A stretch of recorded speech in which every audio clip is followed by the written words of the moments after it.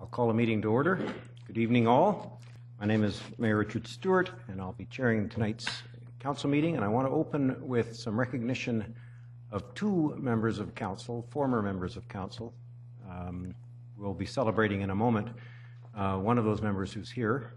But I'd also like to take a moment to acknowledge the passing of former Alderman, we called him Alderman back then, Len Bewley, who left us on December 11th in Okanagan Falls at age 90.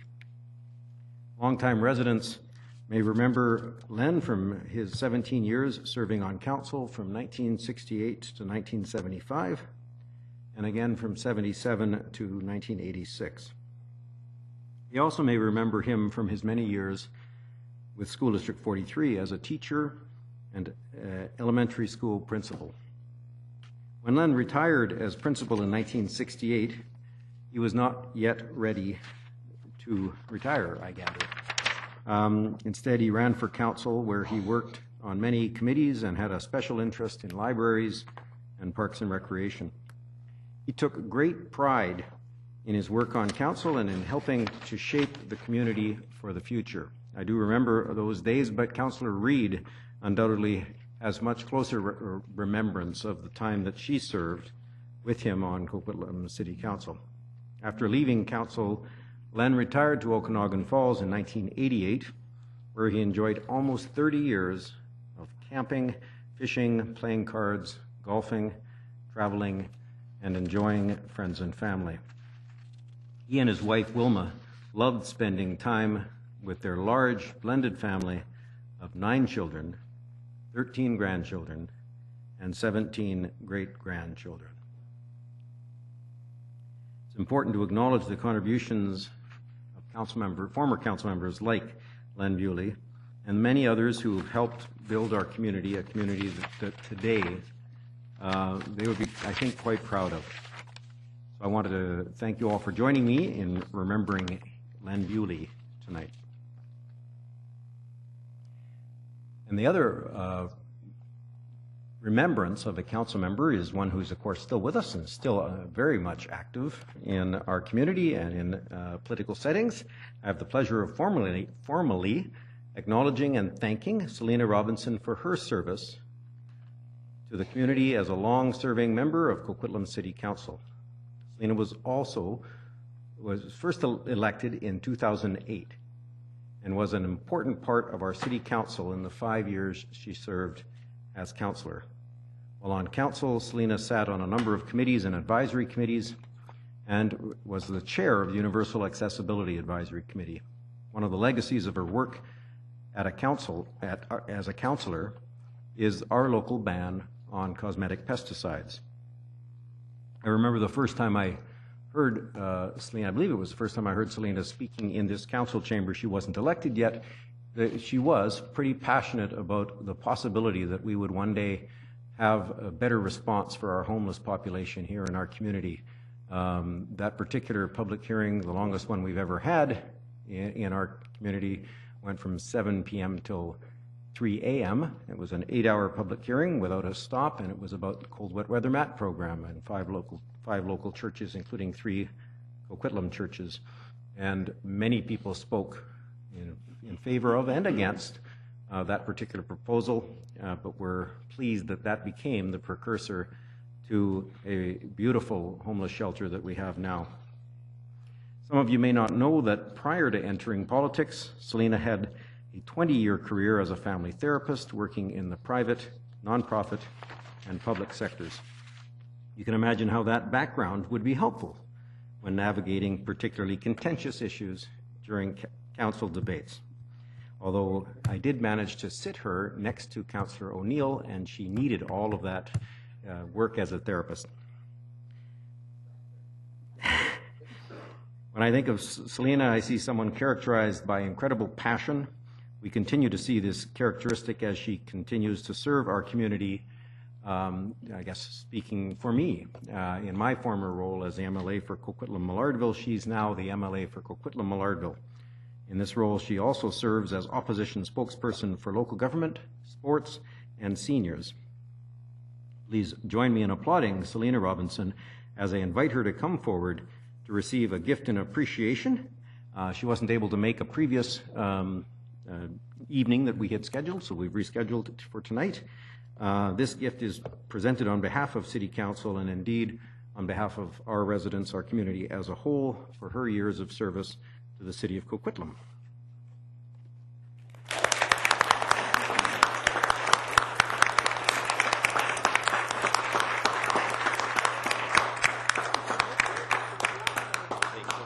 Soapbox. So, well, you have this lowered. You have the. Where's the moving one? Don't you have one that goes up and down? We do. No, we do. So I don't need a soapbox because I could just use that. It goes up and down. There we go. Okay, we're going to take a photo and then we'll open the microphone for you if you wanted to say a few words. Any council members want to join in a photo? That's why we have Jay. That's why I got a soapbox. That's fine. Mine doesn't come in a box.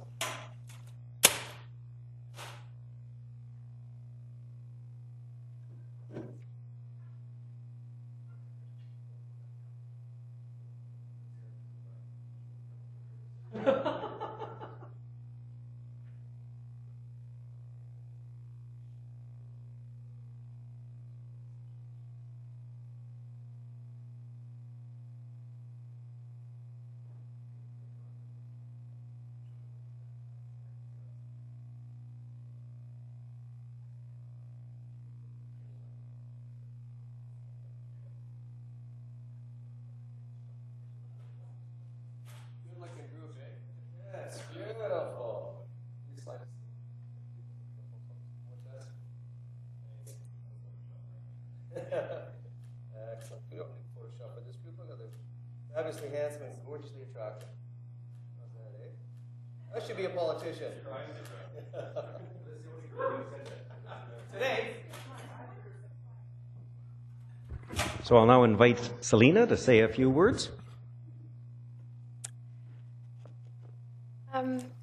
Well, thank you for accommodating my schedule. It took a long time for the snowplows to get to my street. And so I was snowed in, so unable to make it. So I do appreciate the flexibility that council had in changing the date for me. I absolutely loved being on this council. It was, and I want to thank the mayor for his remarks around me. My very first appearance before council was the Cold Up Weather Map program.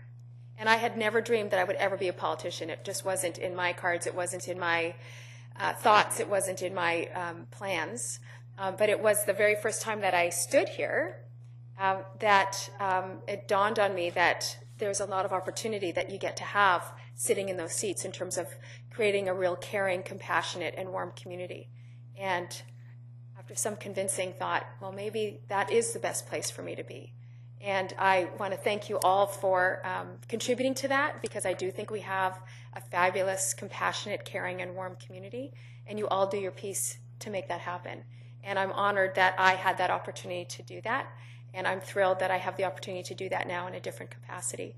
So thank you for acknowledging me, and thank you for all of your hard work.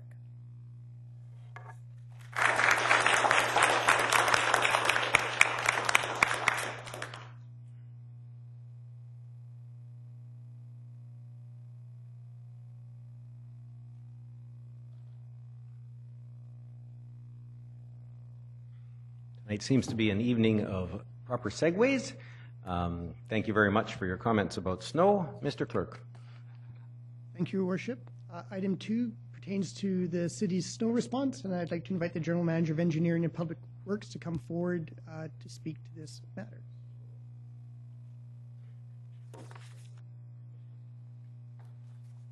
Good evening, Mayor Stewart and councillors.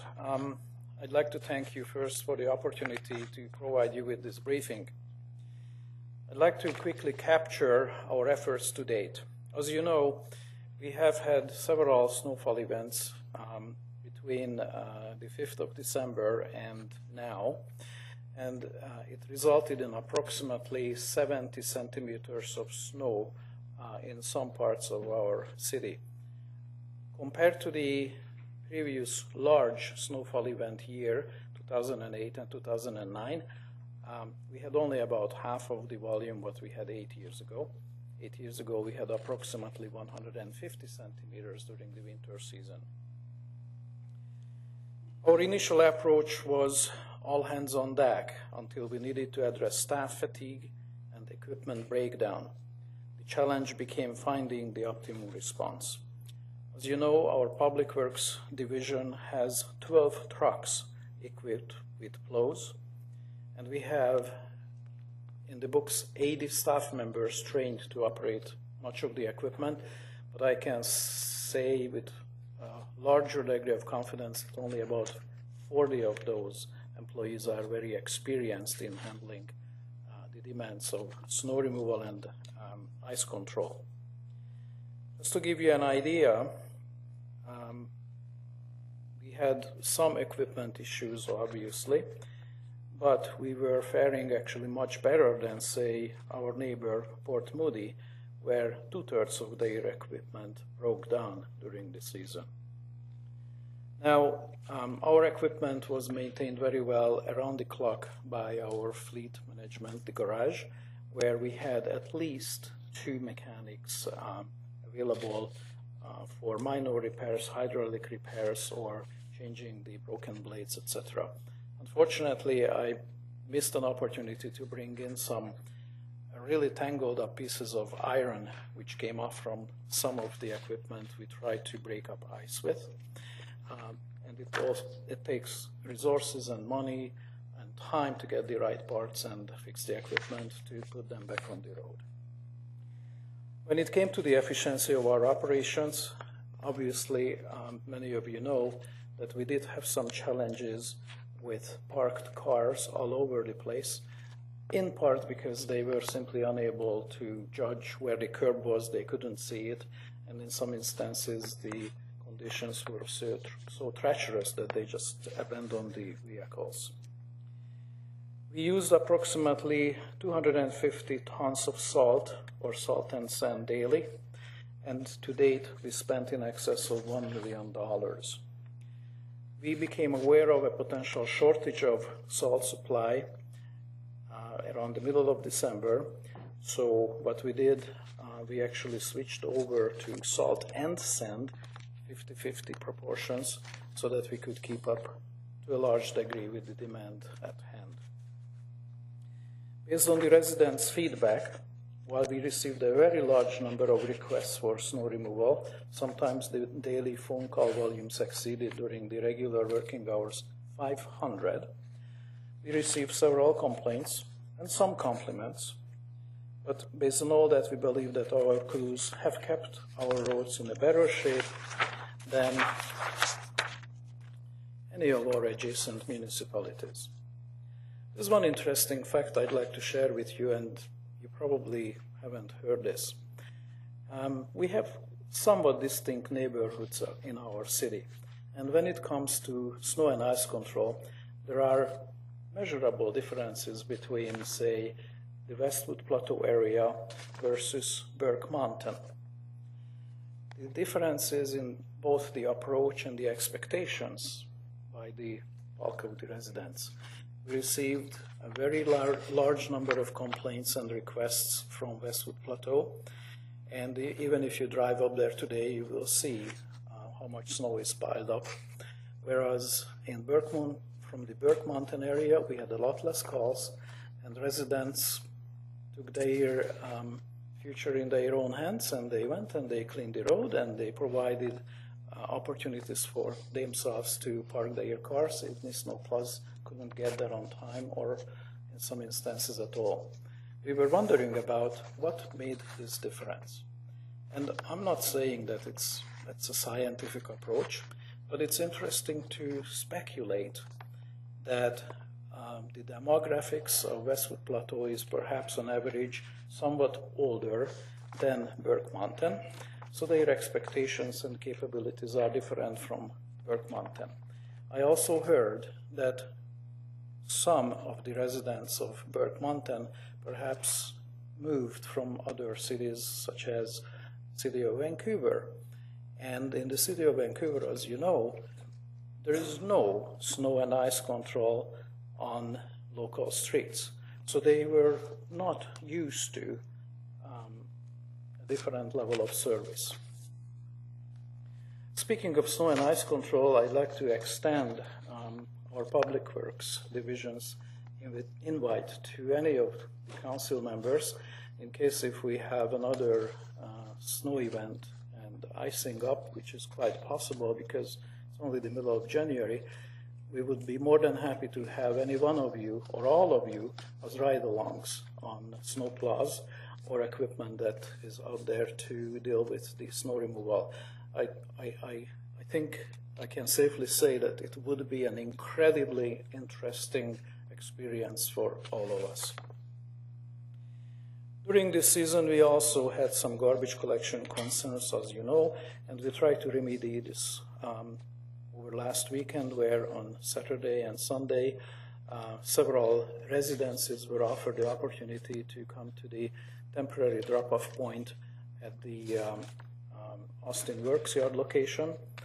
But unfortunately, fortunately, only 40 residents showed up with their bagged garbage and green waste. So I guess the noises during the season were greater than the actual demand, what residents actually took advantage of. Nevertheless, we have been learning lots from this current experience, because these kind of events, fortunately, don't happen too often. So we have some follow-up plans that would include, and I just run this very quickly by you. We'll have a comprehensive review of our response. We will follow up with a report with recommendations, options, and cost estimates to you. We will be considering a corporate-wide approach that would be primarily parks, engineering, and public works, and to a point, strategic initiatives. We will consider snow-related activation of a departmental emergency operations center that will help communication at multiple levels. We will be looking into hauling snow, and we'll see if we can designate some storage areas, not only for our own operations, but perhaps even for our residents who did their shoveling and they ended up with huge snow piles and they still have difficulties getting out of their driveways, not necessarily because of the snow, but because of the visibility concerns they have with the piled up snow. So we'll be looking into that. We will be trying to better coordinate our efforts with School District 43 as well as with Coast Mountain Bus Company.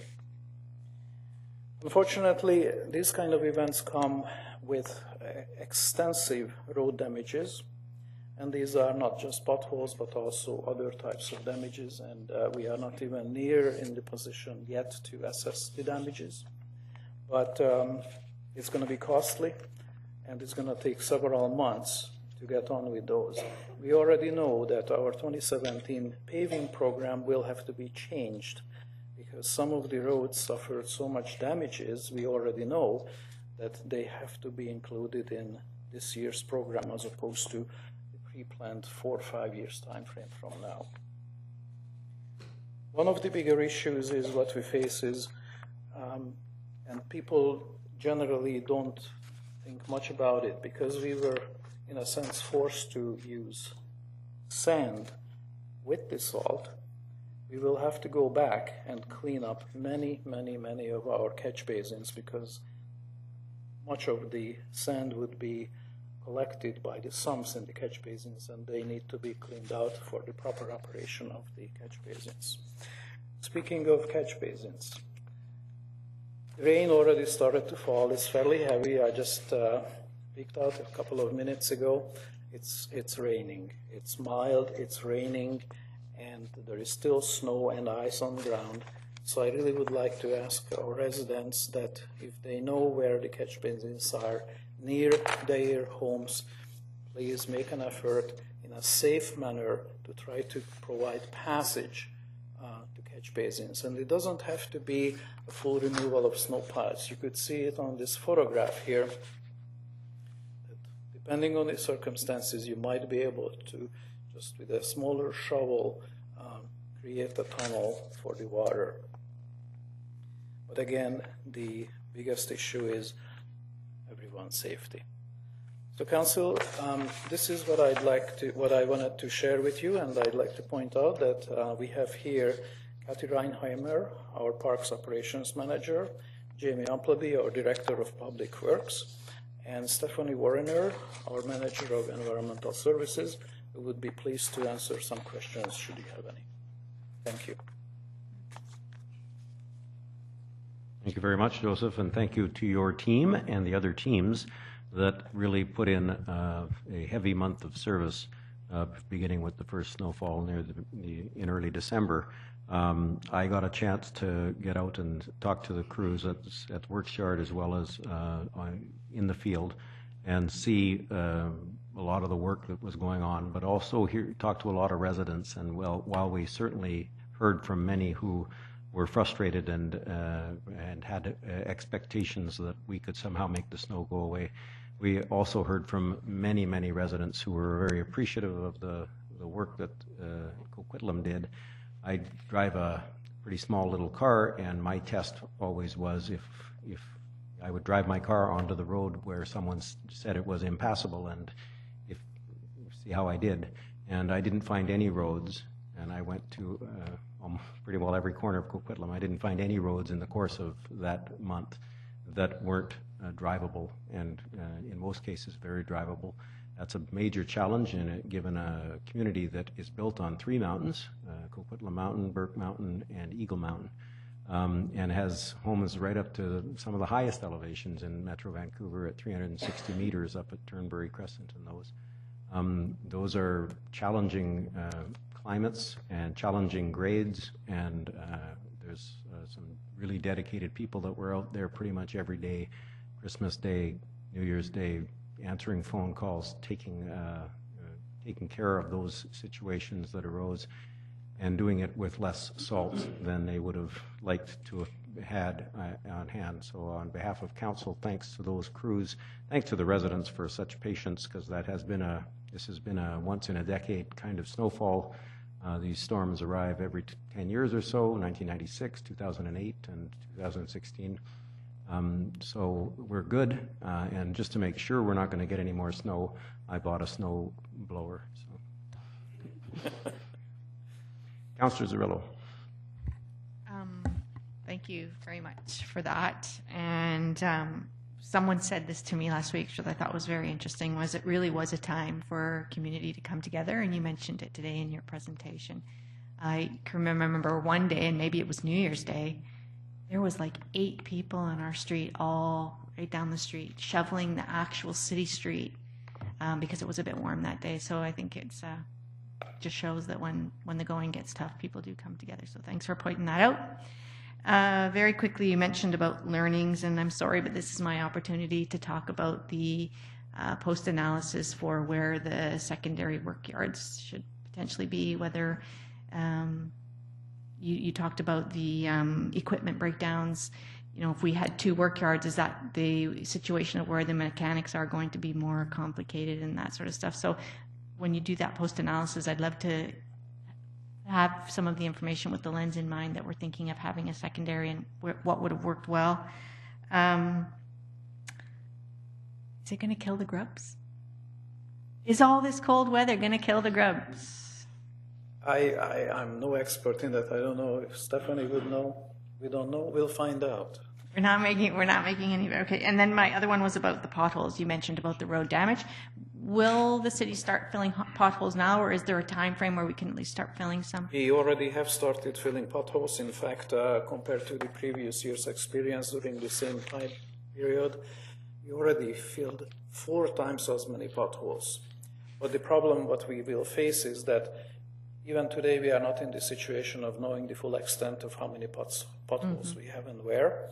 So it's going to be an ongoing process, and as soon as we become aware of the potholes and we have the resources and the weather conditions are somewhat favorable, we're on it. Okay, perfect. Okay, and then I will close by saying thank you for introducing the idea about the unique neighborhoods, and I'll just take this opportunity to say that the census is coming, and it will give us the opportunity to really understand those demographics that you talked about by neighborhood, where we won't have to speculate any further. So there's a plug for the census, and I hope we get that data. Thank you to all the team. Thank you. Thank you. Seeing none others. Thank you very much.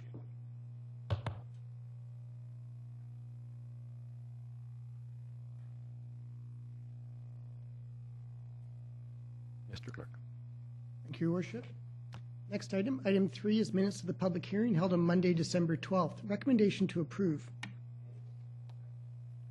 Moved by Councillor Cirillo, second by Councillor Hodge. All in favor? Opposed? Carried unanimously.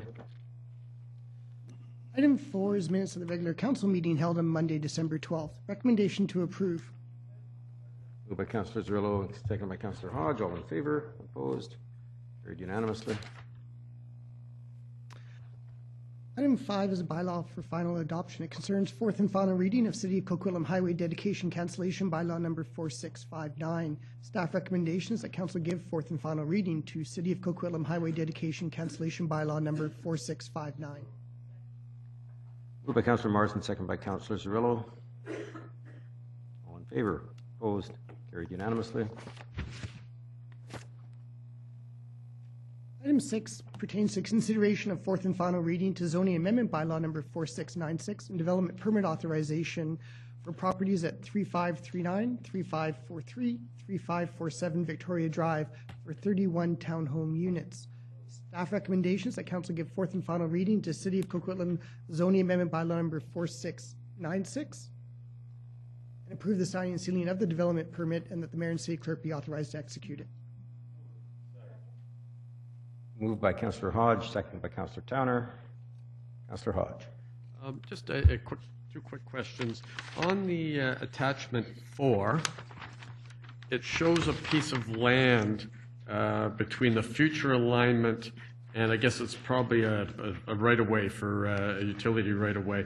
I'm just wondering, it says that see landscape for this area. I didn't see that attachment. I might have missed it, but I'm just wondering what the plan is for that land. Is that going to be part of this development or something else when that road is placed there? Bottom right corner. Through the chair to Councillor Hodge, staff are currently processing another application from the same developer on the properties which lie on the east side of the future road alignment, which is shown in attachment 4.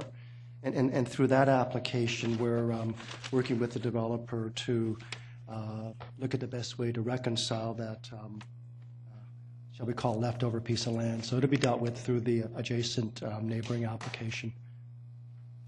Okay, and the other, it looks like a right-of-way. It says sewer right-of-way, Upper Victoria Drive. So obviously we can't build anything over that, but unlike power lines, we can probably not have to worry about height. So is that planned to be greenway, or is that going to be part of that same discussion with the other parcel of property, the other property? Through the chair to Councillor Hodge, part of that larger conversation with the same developer on the neighboring on their neighboring application. Okay, great, thank you. Councillor Cirillo. Yeah, my question is just about the one variance on building number 3 from the 1.8 meter to the 0.3 meter, and I'm just wondering, these look like quite large units, so why couldn't the units just be within the variances of the bylaw? Why did they need to go outside? Or why couldn't they just be within the bylaw? Why did we have to have variances on that one? Mr. Fuji. Through the chair to Councillor Cirillo, on page 4 of the report, it outlines the number of sort of minor setback variances being requested by the developer, together with their justification for their variances, which includes some such things as, one of the setbacks facilitates a little bit larger sun deck on the southern building facade, which will, provide a bit of a larger, nicer private open space for some future owners there. The sun decks also help to sort of animate and provide some passive surveillance along the Victoria Drive frontage of the site. And one of the variances pertains to Building 3, and it's adjacent to the trail corridor. So we didn't see that there'd be a significant impact to the proposal through the proposed variances. Oh, so I did read those ones, but I'm specifically talking about building 3 where the setback is 1.8 meters and they're asking for 0.3. And I'm just asking if, like, these are large, these look like the largest of the units that are in building 3. So I totally understand that there is nobody adjacent, but I didn't.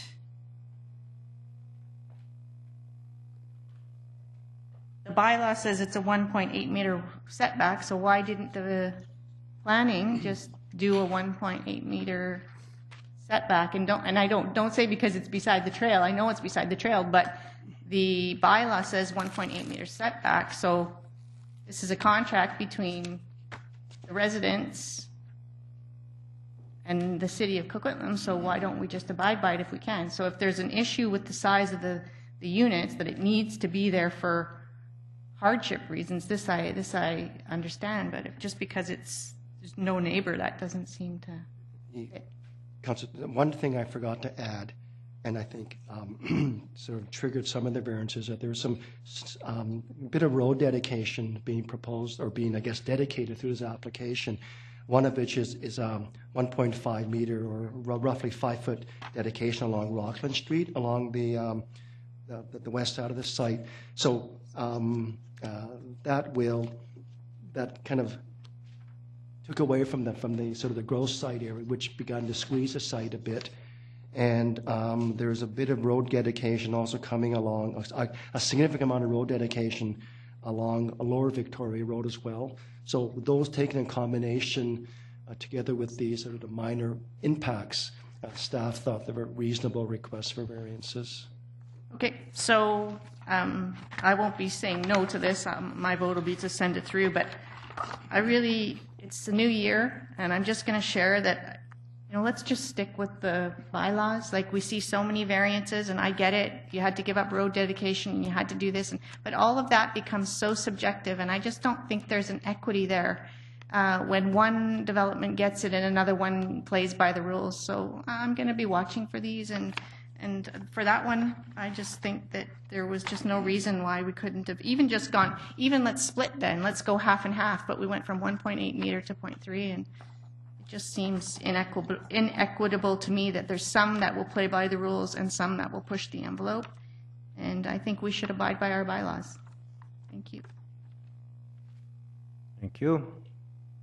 No other speakers? All in favor? Opposed? Carried unanimously. Next item, item 7, is a development permit authorization for a 161-unit townhouse development at 3500 Burke Village Promenade. Staff recommendations that council approve the signing and sealing of this DP and that the mayor and city clerk be authorized to execute it. I'm going to say moved by Councillor Martin, seconded by Councillor Hodge. Councillor Wilson. Thank you. It was last spring we had an application for 5 row homes in Burke Mountain, and there were some real concerns about basement suites in those row homes, and so we sent it back to planning and the developer, and they came back to us in, I think it was December, with revised plans to make it so that it's harder to put basement suites in these row homes. And I didn't have a problem with those, but I look at this development permit, and a lot of the same features of the row homes that people had concerns about are also in here. And so I'm just wondering, if you look at attachments 6F, 6G, 6I, 6J, it shows the basements basically having doors on the lower levels, and that was the same as the row homes. So any concern about people putting suites in these townhouses?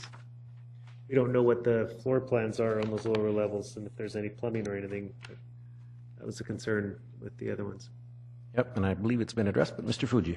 Through the chair to Councillor Wilson, there are a couple of I think, situations where the developer in this particular case and their architect try to work with the significant slope on the site. So just by virtue of working with the slope led to a situation where you have sort of daylight basements on the lower side of the slope. So that was trying to, from an architectural point of view and site planning and site configuration, dealing with the slope issue.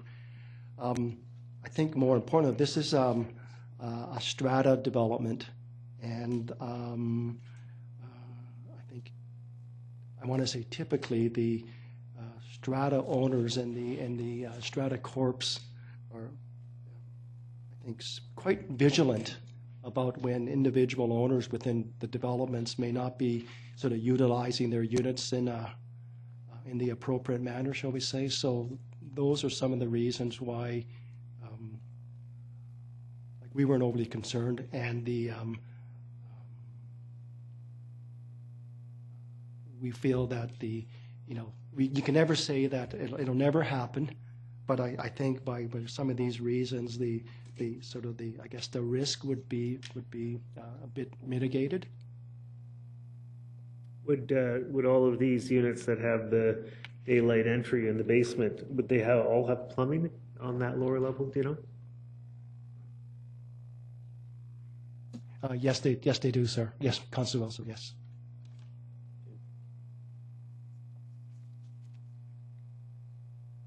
I just thought there might be some concern because there was a lot of concern in the past about the row homes. I see the difference though maybe between the strata and the fee simple ownership. So I hadn't thought of that.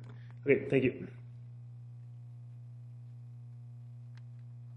Councillor Cirillo. Well, I found this quite an interesting and innovative site. It's a big site, and it's a huge opportunity to build a little mini community there. So I really liked what I was seeing here. I have just a few of the concerns that Councillor Wilson has. My notes were about suites and very, very short-term rentals, like the 1 and 2 day things or the week-long things. And also because of some of the size of these ones, I was also concerned about single-room rentals, where people are not calling it a suite, but they're basically renting out what could be the basement as a single-room rental. So I have some concerns around that, and I'm not sure if this can be addressed with the marketing company that markets these buildings. Can we have any influence as a city into asking the marketers to make sure that these things are not marketed in a way where people believe they're allowed a suite, or where people can imagine how they can revenue generate off of these units? Is that possible? Through the chair to Councillor Cirillo, we could have a conversation with the developer and, to pass on council's concerns about the likelihood of those sort of things happening. I'd like to point out, though, that the RT2 zone, or the zoning of the site, specifically prohibits secondary suites as a permitted use as well. So. And I totally get that, but what happens is, as soon as one does it, and then someone says, oh, well, that person's doing it, then the next person does it, and the next thing you know, an example, Lafarge Lake, everybody's out on Lafarge Lake when they're not supposed to be, and that's kind of the same thing that could happen here. So I really want to get this one right. It looks really good. So I would maybe ask the chair, and the other thing I want to note is I had a big happy face, no variances on this one, made me very happy for the beginning of the year, but maybe to ask the chair if there's any suggestions around how this could be an example site of how to do it within the zoning without having suites, without having, I don't want to call out one particular short-term rental company, but to people think that they can do short-term rentals and that sort of thing. So if there's any ideas there, I mean,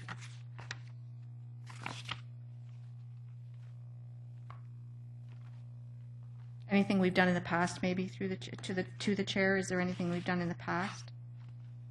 Well, I think ultimately, I remember the concerns that council as a whole expressed a number of months back. I actually have had a chat with the applicant as well, based on the new plan, because it's, from my perspective, my concerns are gone now, and largely it's related to the easy conversion of usable space For example, part of the basement is now a crawl space that's not convertible back into residential space. That didn't used to be the case. It still provides a great deal of storage, which is incredibly valuable, particularly since we want to make sure that people store their stuff not in the garage, but in the unit, and leave the garage for storing the car. So those kinds of issues, I think, simply tip the balance, if you will, from what many of us perceive to be easily convertible units into less convertible. And I know staff typically work with applicants in trying to guide them in directions, partly because they know where council's coming from. They're always taking notes, and they know very well. They can predict quite well, generally speaking, how we're individually going to respond to various things, because some of us, it's parking, some of it's, like Councillor Reid, there's some really strong passion about making sure that parking is, and there's other council members similarly. There's some of us that have real aversion to the idea that other than single family, we don't end up with suites, and that we don't end up with more than one suite in single family. So I'm comfortable with how staff currently run the process, and I don't know how we might evolve it. Mr. McIntyre does have a thought. Yes, thank you, Your Worship, and good evening. Just following up on what George, some of George's comments. Again, this is an experienced developer. Has quite an excellent track record in Coquitlam for some real quality projects. It will be under a strata, but notwithstanding, I think we can. If the DP is supported by council and authorized for issuance, we can communicate that back. There was some questions in this regard. Remind that secondary suites, as George has noted, are not allowed in townhouses, nor is it boarding use. And if it's not a boarding use, if someone's doing short-term rentals, they're in violation of the City of Coquitlam zoning bylaws. So we'll communicate that as well. One thought might be, I can't commit to this, but we can certainly relay this to the developer. I guess they're at the stage where they'd be starting to establish the marketing disclosure statement material. They'd be looking ahead to the strata bylaws and that sort of stuff. So there may be an opportunity in those documents for them to work that in, but we would have to have that discussion with them.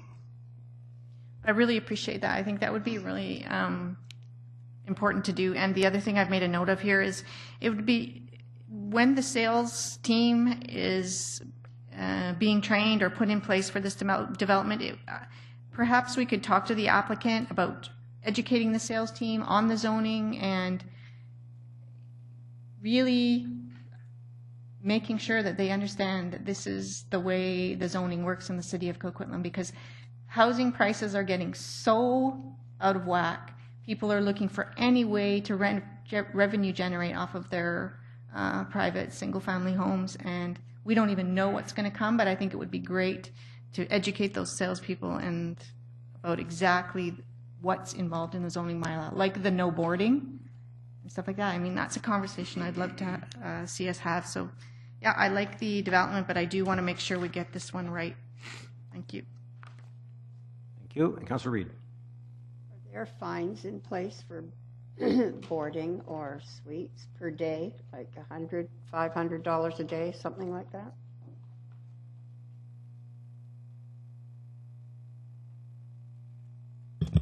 I know we spoke about putting some in, but... Through the chair, George is going to confirm in the wording in the bylaw, but my recollection is boarding use is not permitted in this zone. So, and the way our zoning bylaw is structured, and I know council's asked questions before about the short-term visitor rentals, unless there's a boarding use permitted and there's the primary residence, primary use in place, any other arrangement is not permitted.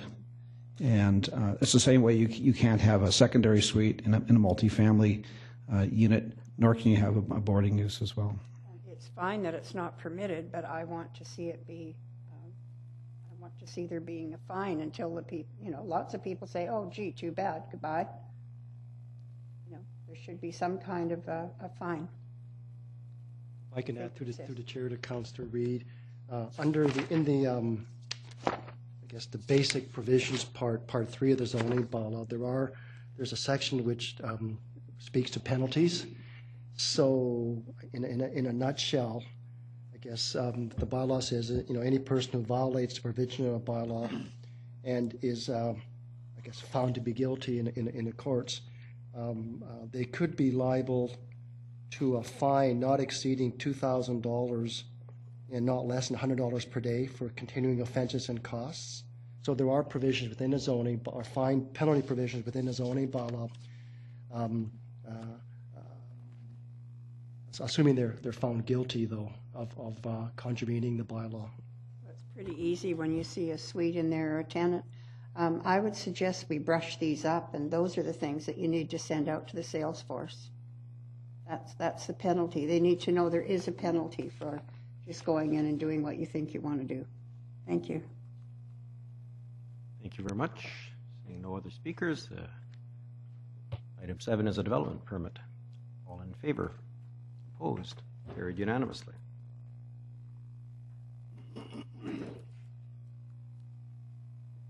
Next item, item 8, pertains to a soil removal fee adjustment amendment bylaw number 4715 and a soil removal amendment bylaw number 4703. Staff recommendations that Council give first, second, and third readings to City of Coquitlam soil removal fee adjustment amendment bylaw number 4715 and first, second, and third readings to City of Coquitlam soil removal amendment bylaw number 4703. Moved by Councillor Reid, second by Councillor Hodge. Councillor Towner. Thank you. Sorry. I remember this was a very lively discussion back in September, and I just want to thank staff for going out and consulting with the aggregate industry. I'm entirely comfortable with the rationale for why the deposit fee is needed, and I think it's fair. And I'm also very comfortable with the compromises that were reached to address the concerns of the industry. I do have a question. Page 4, paragraph 4, suggests that we consider soil-related fees for construction and development. And I think that's both good and equitable, and I'm wondering if we have a timeline for this. When might we expect this at Council? No one wants that one? Mr. McIntyre. That's right. That's under our conservation bylaw review. I think it was initially being considered there, but actually something more current we're working on. That's the staff in the Building Permits Division on the excavation permit process, which would enable construction to get underway prior to a foundation permit. We've been asked to look at that question through that report, and which we will.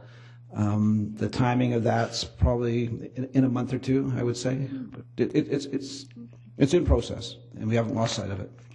In process. Thank you, Mr. McIntyre. Thank you. Anybody else? For second, third reading, all in favor?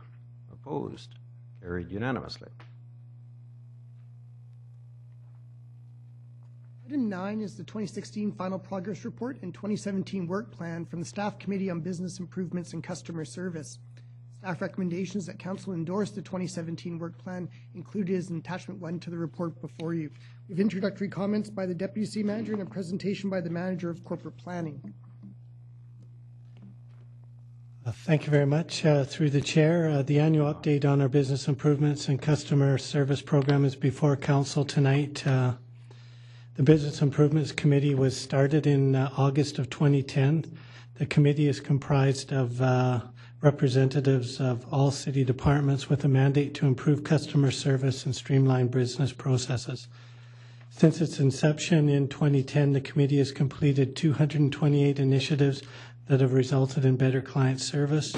The impact of continually improving our processes is increased efficiency and effectiveness to help us better serve the public. This is evident in our recent Ipsos Reid survey, where our city department scored at or higher than both the regional and provincial averages, and 98% of residents rated their quality of life as good or very good. I would now like to pass things over to Graham Stewart, our Manager of Corporate Planning. He has a brief presentation to run through, after which we'd be pleased to answer any questions that Council may have. Mr. Stewart. Well, good evening, Your Worship and Council. Thank you very much for the opportunity to present this evening. This is work that as an organization we are very proud of, work that seeks to evaluate our business processes from a customer service perspective, ensuring that not only are our processes effective and efficient, that they also serve the public's need and help us achieve excellence in city governance. As you are aware, this item was a B priority on the 2016 business plan and is on the 2017 plan as well. So the Staff Committee on Business Improvements and Customer Services is comprised of staff representatives from across all city departments. Its mandate is to formalize the work that many departments do to improve the delivery of their programs and services, and to establish a city-wide approach to find efficiencies in improving customer service. The committee provides a forum for the collection and discussion of suggested changes, a team to analyze larger issues, and overall project management across departmental initiatives. The committee's objective has evolved into one of continuous improvement, in which departments commit to making changes to particular bylaws, regulations, policies, or procedures that improve the efficiency of our operations and ultimately the quality of customer service. So the committee looks at both multi-year projects as well as flexible items as part of the stop doing list. In terms of the multi-year larger scale projects, we focus on three specific types of business improvements. Service reviews that have helped streamline processes or improve customer service, internal services that have reduced duplication and improved efficiency, and public-facing client services that resulted in improved customer service. So this year, 15 initiatives were completed across those three categories.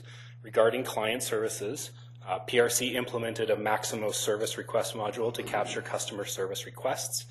Accessibility mapping of our facilities was conducted and is allowing us to improve our public maps. Through the Tri-Cities Recreation User Study, user patterns for recreation facilities was reviewed to optimize service delivery. PRC and Bylaws piloted the Park Host Program, which is an initiative to organize volunteers in delivering messages to visitors in Coquitlam parks related to nature interpretation and shared park use. EPW, in partnership with ICT, updated the city's online mapping tools to give the public access to as-built drawings and utility service connections. This information is being integrated with the city's GIS to provide much more user-friendly and efficient service. Under the second category of service reviews, PRC call center services were reviewed to ensure effective customer service delivery and access to residents to PRC services. As a result of this review, hours were amended to allow for weekend service. A review of parks infrastructure was completed, and the implementation of the review is scheduled for 2017. That's a C priority on the 2017 business plan. Phase 1 of the timesheets and PeopleSoft upgrade was completed with the upgrade to PeopleSoft. With the upgrade, a review and update of timesheet entry for those working outside of City Hall will occur in 2017. As for internal services, PRC looked at ways to automate additional recreation functions using existing software to streamline our work. As of T1 of 2016, Maximo is being used to maintain certification records for fitness staff. A usability study of SEDMIS was completed, and a number of adjustments to training supports for staff were made. Hire Desk, which is an electronic recruitment tool, was implemented in T1 of 2016 and has assisted in increasing total recruitment by 20%. Improvements were made to the park's design and construction process, including collaboration on budget and schedule from project inception. EPW increased access to field data, implementing mobile technology hardware and tools for staff. The solid waste bylaw was approved, bringing the city into line with the resulting changes from Metro Vancouver. And the vehicle for hire bylaw was finalized, modernizing our requirements and regulations, including enforcement. So the stop doing list is the other part of this committee. It's more flexible and responsive aspect of the committee, and one that is growing in its impact to our organization. Work on this list is captured in three categories as well. Things that we stopped doing, so these are reevaluations of services or processes that may no longer make sense with new technology, changing priorities, or potential new business partners. Things we reduced in scope. These are items that we don't stop doing, but we reduce in scope based upon community demand and technology. and things that we are doing differently that still meet the same objective. These are items that still need to be done, but where staff have asked, are we doing this in the best way? Are we taking advantage of all the tools available to us in the right way? And how can we do this better to save staff time, resources, or ease of access for residents? I won't read them off individually, but this year we completed 43 items as part of the Stop Doing list. This list and the actions accomplished are something the committee is proud of, and it's something that we'll continue to move forward for 2017. So this year we have an ambitious agenda of 33 items, half of which are new to the work plan. Some of the things that we'll be working on for 2017 include developing a process for stage building excavation permits, reviewing the notification guidelines for development variance permits, updating the building bylaw, including changes to temporary buildings and permits to comply with the Provincial Building Act, streamlining the development and permit process to make it easier for clients and improve turnaround time, assessing and reviewing the CompStat process to maximize its effectiveness, reviewing the criteria, the application process, and the tenets of the Get Connected, Get Active program, continuing to make enhancements to customer service by facilitating customer service learning modules within each department, establishing a digital asset management system to support the secure, consistent, and efficient storage of the city's digital assets. This includes photos and videos, and revising and modernizing the applicable bylaws to address changing community needs surrounding the opening of the Evergreen Extension. I'd be remiss if I didn't mention the membership of the committee and thank them for their hard work this year. We accomplished a significant amount of work in 2016, and I'm proud of the initiatives that we completed to improve service to our clients. 2017 promises to be another busy year, one to which we're all looking forward. So thank you, and I'll answer any questions. Thank you. Councillor O'Neill. Thank you. It was a very impressive report and an impressive list of accomplishments as well. I think perhaps an underrated part of what the city does, and but the sort of work that goes on behind the scene by your committee and by your department to achieve these ends really has a positive impact, I think, on City Hall's relationship with the city, with the residents in the city. So this is all really good stuff. And it's coincidentally, earlier today I had a meeting with a department head about one particular issue, and that meeting ended up sort of growing into some of the things that that department is planning on doing this year that fit right into this continuous improvement model and making things happen more efficiently. And I was very pleased to hear that. So it's kind of been at both ends of my day. That was this morning, and now we're finishing it off that way. And of course, I have to mention, as I do every year, how much I like the Stop Doing list. I like it so much this year that I've just this moment penned a poem in honor of the Stop Doing list. Is that something we could stop doing? With each passing year of our work, some items of import can be missed. But one job that we ne'er do shirk is the wonderful Stop Doing It list. So, congratulations. That's a great. I just emailed that to you. Excellent. Okay. Thank you. That's all. I laughed, I cried. It became a part of me. Councillor Downer. Thank you. I don't have a poem. Thank you. Congratulations on another great year. Thank you. I just want to take a minute, the 2016 Stop Doing list. One of them was stop generating paper recorders for the fire hydrant maintenance program. I just want to say that I was thankful that we were invited to come out for a demo to the new system, and I took advantage of it. I live close to the works yard, so I went in, and I found it very interesting to see that, and the residents may find it interesting too, to know that there's hundreds of hydrants in our city, and you can see them all on this electronic through the tablet, and that our staff have to maintain them every year, clean them and repair them, and it can all be updated via real time and updated. It's disabled temporarily and fixed and repaired, and when's it due and all that. And that's super efficient and very, I thought, and it's all wirelessly transferred back to the city's system. So I just thought that was very interesting, and I want to applaud staff for that kind of initiative. And I'm curious is there any other types of technology like this coming through down the lines? I believe actually as part of that program, and I alluded to it in the report and in the presentation, the field access data. So as some of these items transition away from the Business Improvement Committee and they start being part of regular business, we build on them. So that the fire, like for instance, the fire hydrant maintenance program, I believe was the first one with the field access data program, but it won't be the last one. So now that we've piloted it, it works. We're going to be transitioning other parts of that business to that same type of protocol. Will we get invited to some demos? Thank you. Good job. Anybody else? There you go. Outstanding. And that was the motion to endorse. I take a motion to endorse. Staff recommendation. I'll go with Councillor O'Neill to endorse and Councillor Hodge as a seconder. Further discussion. All in favor? Opposed? Carried once again unanimously. Thank you, Worship. That's the last formal item on this agenda.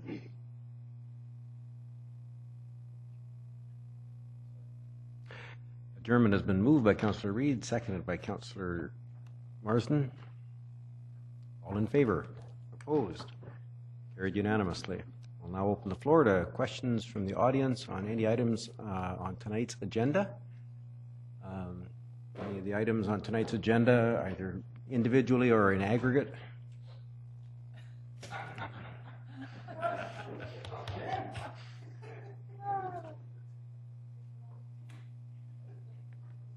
Worship, councillors, I would just like to say that I would like to thank...